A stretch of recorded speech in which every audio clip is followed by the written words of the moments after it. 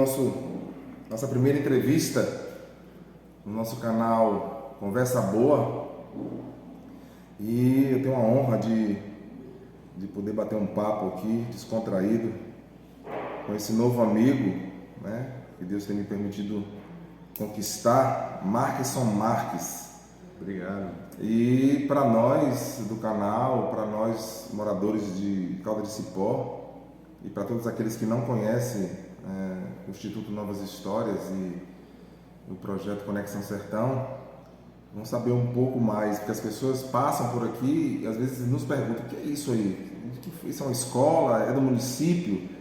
Mas o Marques está aqui, ele vai se apresentar e vai contar um pouco dessa história, já que o Instituto Novas Histórias, nós estamos aqui para contar uma história. Mas, Marques, bom dia. Eu quero já começar, porque eu fiz umas anotações aqui. Essas anotações eu compilei do seu primo, Wesley Leleco. Sim. Eu tenho aqui José Marques e Isabel Marques, são seus avós. Meus avós, por parte de pai, eles nasceram aqui no Buri, né? Para quem não lembra, Cipó veio depois, né? Primeiro tudo começou na fazenda ali, na roça do Buri, Sim. né? Então eles nasceram aí. Meu pai, que inclusive tem 81 anos, ele nasceu aí no Buri, né? Sim. São meus avós. Tá, então assim, desta união nasceu Manuel Marques. Exatamente. Que é o seu pai. Exato. Então, Manuel Marques é o pai de Marqueson, que Manuel Marques também é irmão de Hilda Marques, que é a mãe de Leleco. Exato. É isso, né? Então, assim, eu conheci Leleco em Salvador, quando eu era da Igreja Batista 2 de Julho, e Leleco fazia parte da Itapuã FM, era locutor da Itapuã FM. Mas o que a gente quer falar, Marcos, aqui para todos os ouvintes do canal, é justamente isso, esse pioneirismo. E eu até repliquei uma postagem sua, você falando sobre a prefeitura, assisti você falando sobre o Rio Itapicuru, sobre as adequações que as pessoas fazem aqui no sertão, um rio que corta a cidade. Eu até coloquei lá, repliquei um post dizendo assim que você estava pioneirando novas conquistas. Então eu anotei aqui, e vou deixar a palavra com você, mas há um processo, Marcos, primário, que deu start inicial para tudo isso que hoje a gente vê aqui.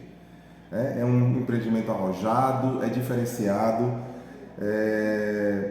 Se eu for para a Bíblia, eu posso citar assim, vou parafrasear: um firme fundamento das coisas que se esperam e a prova dos fatos que se não vê. Isso é fé. Então eu creio que na sua fala, pura e genuinamente falando, você vai falar sobre fé. Então eu queria que você começasse a falar por que esse projeto surgiu e por que esse projeto está aqui no semiárido da Bahia, aqui no sertão baiano, em Caldas de Cipó.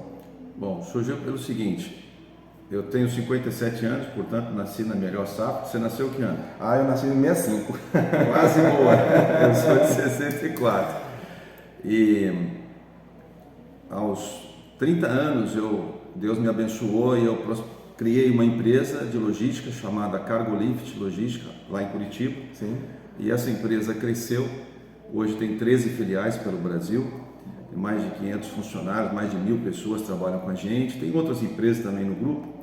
Mas antes de criar a empresa, eu tinha 29 anos, eu peguei uma folha de papel em branco e eu escrevi nessa folha qual seria a missão que eu teria para os meus negócios.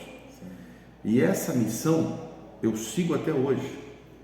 Ela é o seguinte: proporcionar melhor qualidade de vida à sociedade, instruindo-os no caminho em que devem andar, sobretudo porque nós confiamos em Deus. E no caminho que deve andar, gente, foi Jesus que disse assim: eu sou o caminho, a verdade e a vida. Ninguém vem ao Pai se não for por mim. Então o que eu faço? Aonde nós estamos, a gente quer melhorar na comunidade. Eu acho que se todo empresário, todo profissional, qualquer pessoa que prospera um pouco na vida, se ela fizer o que Jesus ensinou, amar o próximo, a gente muda a história do mundo, né? Muito bem. Então, eu comecei a empresa em 1994, junto com o Plano Real, sempre fomos dizimistas, né, investindo no reino de Deus. Quando chegou 2003, o volume já era tão grande que eu precisei organizar. Aí eu criei o Instituto Cargolift. O primeiro projeto dele funciona até hoje, chama-se Projeto Ceifar. Ele fica em Campo Largo, que é anexo a Curitiba, né, a cidade vizinha. Eu construí lá uma comunidade terapêutica para tratar jovens da dependência das drogas.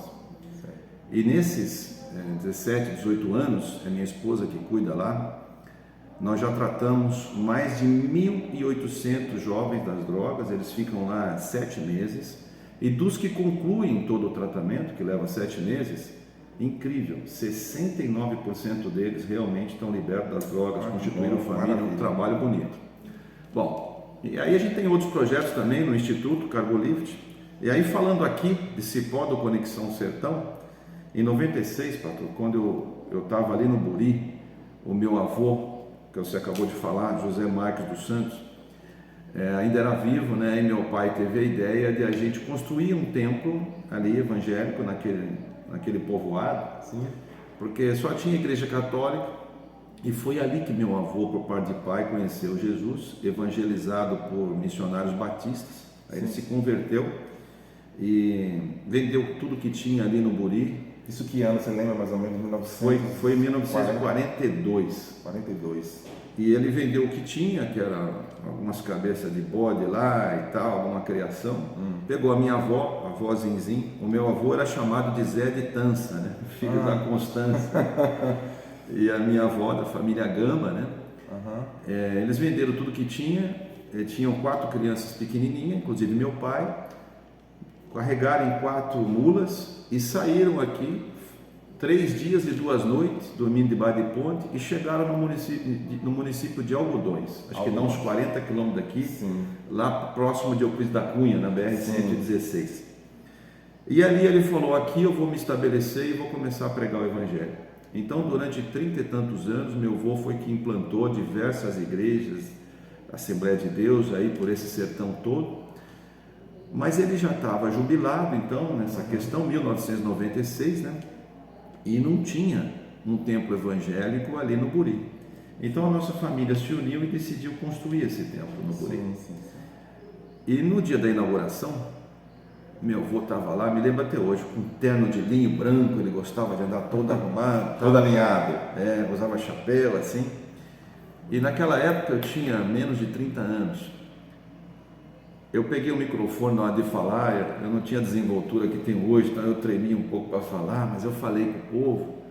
E Deus naquele dia colocou no meu coração o seguinte, cara. Eu falei: o trabalho que meu avô começou aqui, que meu pai está dando sequência, eu vou continuar. E eu assumi um compromisso naquele dia perante Deus, que eu iria investir aqui nessa região para abençoar esse povo, para que eles encontrem a verdadeira salvação em Jesus. Então hoje, tantos anos depois daqui, a construção do projeto Conexão Sertão aqui, nessa cidade, é por causa desse compromisso meu com Deus. Sim. Da missão de todas as empresas que eu tenho: proporcionar melhor qualidade de vida à sociedade, instruindo-os no caminho que devem andar, sobretudo porque nós confiamos em Deus. É isso que eu faço. Conversando com o Leleco, e você me confirma isso, existe uma história que você quis, depois que seu avô faleceu, você pediu ao seu pai a Bíblia que era do seu avô, alguma coisa, tem alguma coisa? O meu avô, quando ele morava em Itabuna, né, já era viúvo. Minha avó já tinha partido há quase uns 10 anos, ele tinha 90 e tantos anos, e aí ele estava no hospital, adoeceu, né, e a gente sabia que ele ia falecer rápido. Ele morreu em 15 dias. Eu peguei o avião com meu pai, viemos de Curitiba para cá, em Itabuna. Quando eu fui no hospital, meu avô ali no leito do hospital, falei: eu vou, aquela Bíblia que o senhor me contou, que guarda até hoje, que foi de quando o senhor se converteu em 1942 e começou a pregar o Evangelho, é uma Bíblia que está toda surrada, de tanto ler, já toda dobradinha as folhas, toda marcada, a capa de couro já bem surrada, né? Eu falei: eu vou, eu queria que você desse essa Bíblia de presente para mim, e essa Bíblia vai ser um símbolo do nosso compromisso, da nossa família com Deus, de continuar evangelizando. Então meu avô ficou muito feliz e falou, claro, meu neto, vou te dar sim. Mas o meu pai estava do lado, por volta de 60 e poucos anos, meu pai. Eu falei, não filho, mas eu estou firme aqui, sou eu que estou na frente, então deixa que eu vou ficar com essa Bíblia. E meu pai então ficou com essa Bíblia, e tem mais ou menos 3 anos que o meu pai pegou a Bíblia, ele mora em São Bernardo, São Paulo, eu moro em Curitiba, ele colocou numa caixinha de acrílico e mandou essa Bíblia para Curitiba. Falou, filho, agora eu estou te passando a Bíblia. Meu pai tinha então 78 anos quando fez isso, ele tem 81 hoje. E eu entendi de Deus que aquela remessa daquela Bíblia era um recado de Deus e também do meu pai. Falou, olha, está na hora de você assumir a liderança. Sim. Que até então quem estava liderando aqui, sempre meu pai, construiu aí em parceria com as comunidades locais, acho que 22 ou 23 templos, num raio aí de 80 quilômetros em volta de Cipó, até em Crenguenhê, lá do outro lado tem, Sim. lá pro lado do Jorro, Isso aí. tem. Então no dia que eu recebi aquela Bíblia, eu falei, agora o bastão está passando para mim. E aí eu planejei então construir esse complexo aqui, Conexão Sertão. Carlos, eu pensei em fazer 1/3 do tamanho, mas ao longo de desenhar o projeto, a Núcleo Educação falava que precisava tantas salas, o Núcleo de Música precisava tantas salas, o Núcleo de Esportes precisava de uma quadra. Aí eu pensei, eu posso fazer uma quadra e não cobrir, como é que o povo vai ficar debaixo de um sol quente desse? Aí o pessoal de artes falava que precisava de um teatro, de um auditório. Eu falei, eu vou fazer. Aí a minha mulher veio, não, mas nós temos que alimentar essas crianças. Então eu falei, então vou fazer um restaurante, né? E aí foi crescendo. Foi crescendo. Então, resumindo, são 3.200 metros de área construída aqui, sim, tá?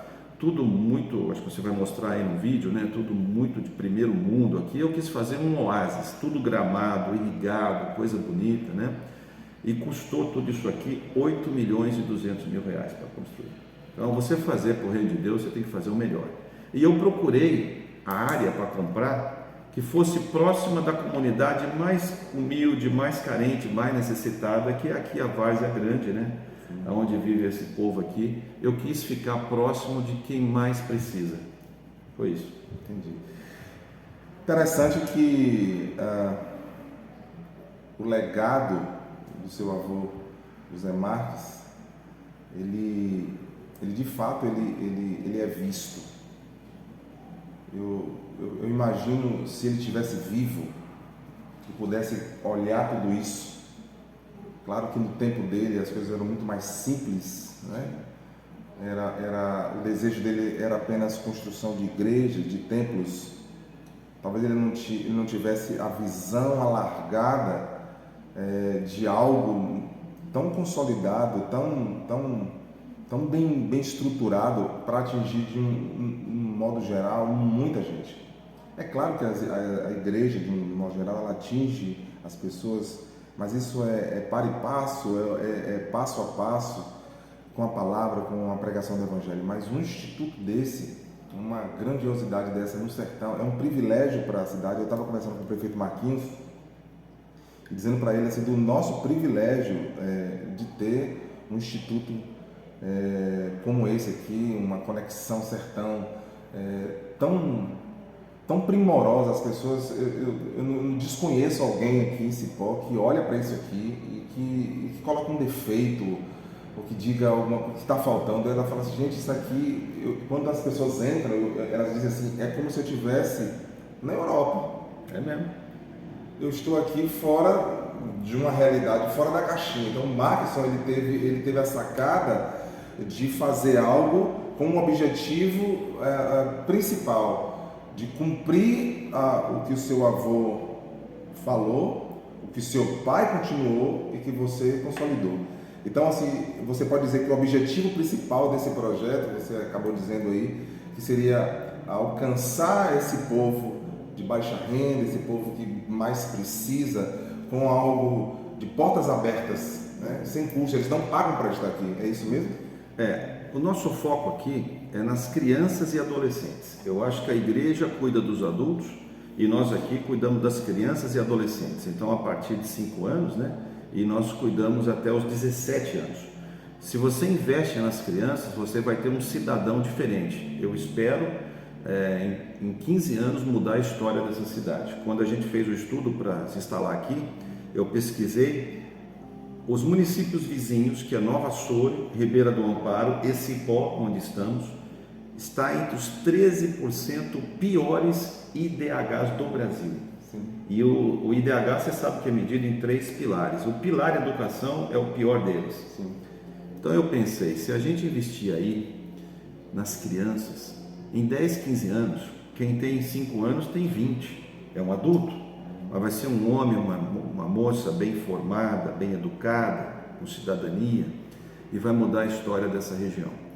E por que o projeto é conexão? Porque nós queremos conectar mesmo as pessoas. A ideia é essa, Você né? pode ver que aqui o nome é Projeto Conexão Sertão, e eu falei que quando eu criei em 2003, é Instituto Cargolift, que é o nome da empresa. Mas nós trocamos o nome do Instituto para Instituto Novas Histórias. Trocamos agora, com a inauguração do Conexão Sertão. Sabe por quê? Porque nós temos já várias histórias bonitas para contar, lá do projeto Ceifar, de jovens que estavam perdidos nas drogas, hoje estão libertos, constituíram família, prosperaram, têm o seu trabalho, sua casa, seu carro. Então tem diversas histórias para contar, tem até um programa na televisão lá em Curitiba, na Rede Super, que chama-se Programa Novas Histórias. Eles pegam pessoas que foram transformadas e chamam lá para dar uma entrevista, dar um testemunho, né? Então é Projeto Conexão, porque não tem placa de igreja aqui, você já viu, né? Sim. Eu sou da primeira Igreja Batista de Curitiba, é uma igreja de mais de 100 anos, ela tem mais de 15 mil membros, tá? Só ministérios nessa igreja tem quase 300, tá? Tem por volta de 60 pastores e ministros, né? Então, esse projeto aqui é uma parceria do nosso instituto, Instituto Novas Histórias, com a PIB, a Primeira Igreja Batista de Curitiba, que é liderada hoje pelo pastor Pascoal Piragini Júnior. Então, por que você vê tanta coisa sendo feita aqui, como, por exemplo, a distribuição de cadeiras de rodas para as pessoas? E se a igreja, né? A Igreja Batista de Curitiba tem uma parceria com missionários nos Estados Unidos. Sim. Eles recebem cadeiras de rodas usadas de doação, levam para os presidiários reformam essas carretas, essas cadeiras, trocam roda, etc., deixam novinha e doam para países onde tem comunidade carente. Aí, como eles viram que o nosso trabalho aqui é sério, confiam na gente, através do pastor Adoniran, da PIB, que está aqui, é o pastor dos eficientes. Ele cuida dos cadeirantes, desse povo que tem alguma deficiência.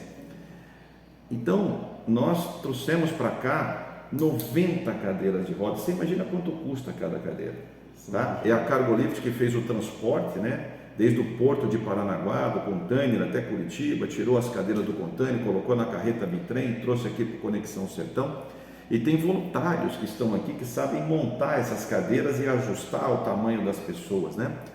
Nessa semana que nós estamos aqui, nós conseguiremos entregar mais ou menos 40, 45 dessas cadeiras, todas ajustadas para o tamanho da pessoa. Tudo já prontas para uso. Prontas para uso, né? Todos os dias estão entregando aqui uma quantidade. Sim. Então é um trabalho que é a conexão, por isso é Conexão Sertão. Estamos conectando as pessoas lá de Curitiba, de São Paulo, de outras regiões, aqui para o Sertão.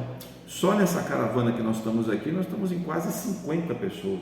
Então cada um que vem, visita a casa de uma pessoa aí, se emociona, daí passa a abençoar, passa a ajudar, por aí vai. Por isso que é conexão. Eu queria que você confirmasse algo que eu soube, que esses voluntários, o nome já diz, né?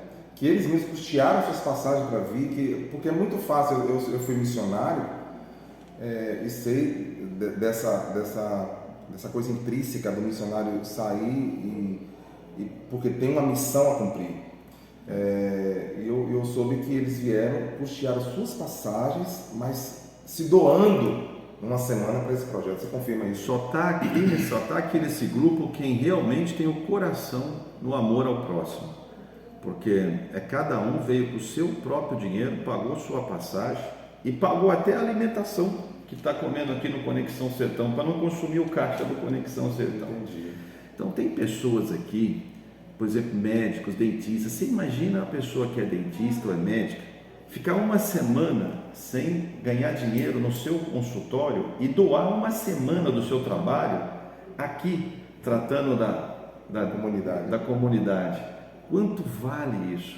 Mas você imagina o tamanho do galardão que esses nossos irmãos e irmãs estão construindo lá no céu com esse, com esse trabalho aqui. Me faz lembrar, Marcos, a história dos samaritanos, né? Sim, do samaritano.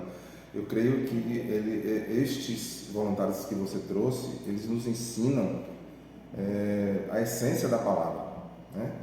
Eu vejo que Jesus, quando conta essa parábola do samaritano, ele faz uma séria crítica à igreja, né? Que vem um sacerdote e não cumpre o papel que deveria, ou seja, a igreja. Sim. Vem um levita, que era alguém responsável para a organização de tudo na igreja, não cumpre o seu papel.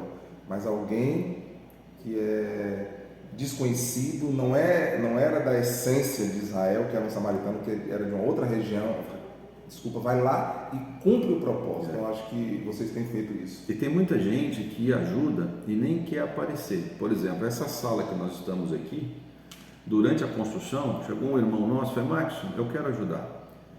Quanto é que custa para construir uma sala dessa lá? Eu falei: acho que uns 15 mil reais. Ele depositou o dinheiro na conta para a gente construir. Então a gente não sabe qual dessas salas é a que ele construiu. Sim. Mas ele se sente aqui, é uma pessoa que não gosta de aparecer. Não deseja protagonismo, né? Tem muita gente assim com a gente aqui. Ah, que bom, interessante. Você acabou respondendo uma pergunta que eu ia fazer, onde você quer que tudo isso chegue. Você falou que em 15 anos você quer mudar essa realidade. Eu tava vendo uma matéria ontem do pastor Cote, ele falando, citando algumas coisas que aconteceram em 1990, depois no ano 2000 e alguma coisa, as crianças dançando as músicas do mundo, aquelas descendo na boquinha da garrafa e tal. E depois eles fizeram a projeção de 15 anos depois, 10, 15 anos depois, aquelas crianças, claro que ele fez uma projeção, mas aquelas crianças que foram erotizadas por aquilo, a matéria no jornal diz assim, que o índice de meninas adolescentes grávidas aumentou assim, assustadoramente. Então, quando você me diz que você quer chegar em 15 anos com uma realidade local mudada e transformada, isso é desafiador. Então, o que vai no teu coração e o que está, depois do start que isso começou, como é que está teu coração já nessa contagem regressiva desses 15 anos? Estou com a certeza que nós vamos atingir o nosso objetivo. Sabe qual é o maior desafio que a gente percebe aqui? A maioria das pessoas que moram no sertão nordestino, alguém colocou na cabeça delas que aqui é uma região pobre mesmo, que aqui não chove, então não adianta plantar. Então a pessoa tem dentro dela já um sentimento de derrota, parece que passa de pai para filho. Sim. E Deus fez o povo do sertão vencedor, porque o cara que consegue viver numa região, num clima semiárido, com esse calor, é um povo criativo, é um povo com sorriso no rosto, é um povo que todo mundo gosta.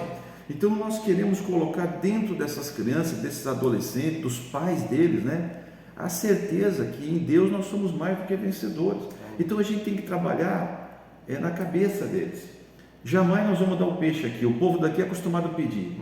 Eu não aguento todo mundo me mandando mensagem, que é emprego, que é isso, que é aquilo, e acha que tem que dar. Não é assim. Nós não vamos dar nada, e também não quero nada do governo, não quero nem R$1 do governo, zero. Para amanhã ele não me exigir nada, não querer mandar aqui. Eu quero ensinar as pessoas a pescarem o peixe. Aqui nós vamos começar um projeto agora, liderado pelo João, lá do interior do Paraná, de Castro. Ele é um agricultor, um engenheiro agrônomo, esteve aqui com a sua família até ontem, com os 3 filhos, adolescentes e com a esposa. Ele colocou o drone, ele mediu toda a nossa área, ele levou a água daqui para o laboratório para estudar e tudo mais. E ele vai começar um trabalho aqui de agricultura de subsistência. Então vai separar em quadras o terreno e vai pegar aqui, já tem um primeiro que vai ser o nosso teste, que é o Antônio, que é aqui da Várzea Grande. Ele sabe plantar, é o pai da Lucivânia, que é educadora aqui. Então vai pegar um pedaço de terra, vamos fazer uma de meia com ele, como fala, né? Sim. Ele vai plantar na nossa terra, parte do que ele vai colher é para ele vender, para sustentar a família dele, para fazer renda, e parte ele tem que entregar aqui como pagamento pelo uso da terra, mas sobretudo são alimentos para a gente conseguir alimentar as crianças que todo dia almoçam aqui no Conexão Sertão. Então você vê, nós não vamos dar nada, nós vamos oferecer a oportunidade de trabalhar e ganhar dinheiro aqui, nós vamos ensinar a pescar o peixe.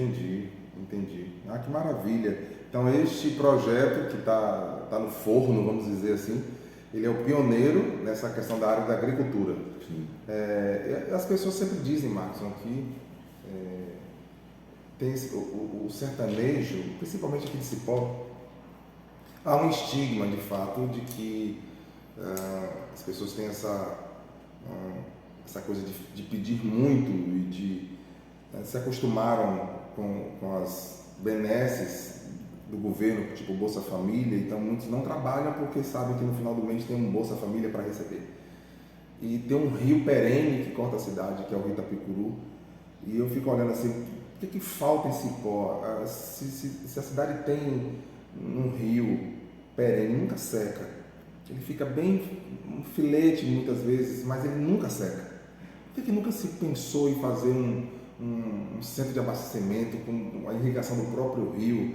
Acho que assim que falta disposição dos órgãos públicos também das pessoas. Não é um órgão público, eu não concordo com você nessa parte. Sim. A gente tem que mudar a cabeça do povo. Nós não temos que esperar o governo. Quem tem que fazer somos nós. Entendi. Então, quando eu fui construir esse prédio aqui, todo esse complexo que eu te falei, 3.200 metros de área construída, sabe qual é uma dificuldade que eu tive aqui em Cipó? A gente contratava o trabalhador para trabalhar, aí ele falava, não, mas eu não quero o registro, eu não quero dar o recibo, não quero. Por quê? Porque eu recebo dinheiro do Bolsa Família, então se você me registrar minha carteira, eu vou deixar de ganhar. Ou me pagar o RPA, Recibo de Pagamento de Autônomo, eu vou deixar de ganhar do Bolsa Família. Ora, não tem como Deus abençoar uma pessoa desonesta. O que diz a lei do Bolsa Família?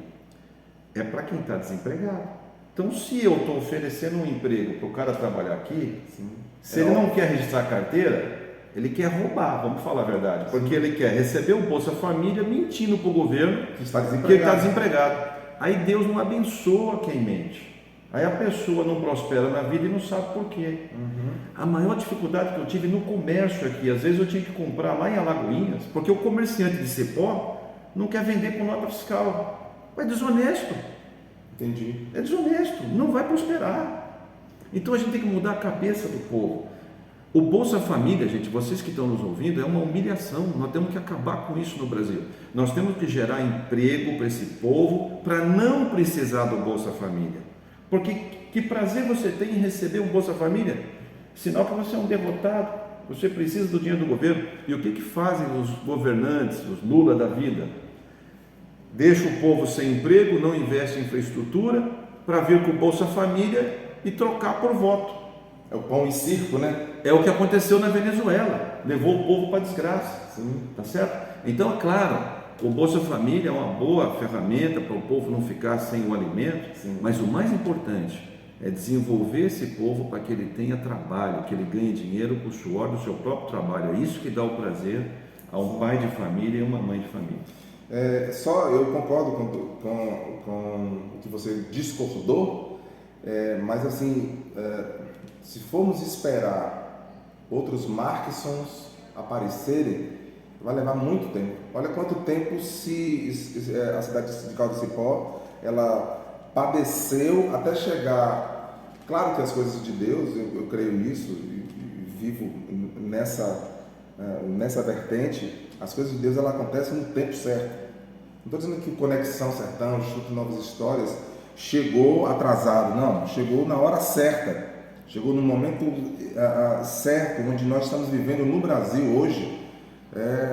Talvez o melhor momento da história, no sentido de não ter corrupção, de não ter, de pelo menos uma liderança que não está comprometida com o joguinho debaixo da mesa, debaixo dos panos.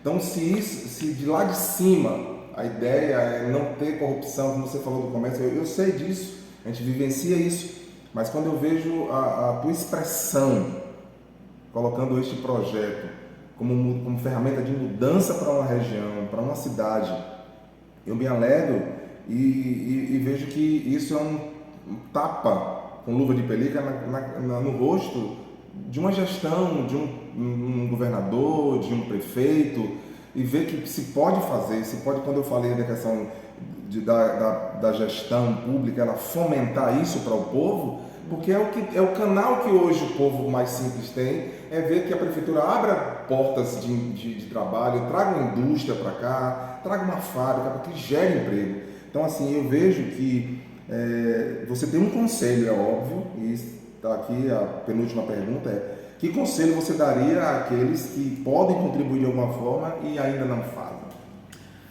Vamos lá. Você falou assim, poxa, não é toda hora que aparece um Markson aí, vai demorar tempo. Não, nós podemos mudar isso, com o voto.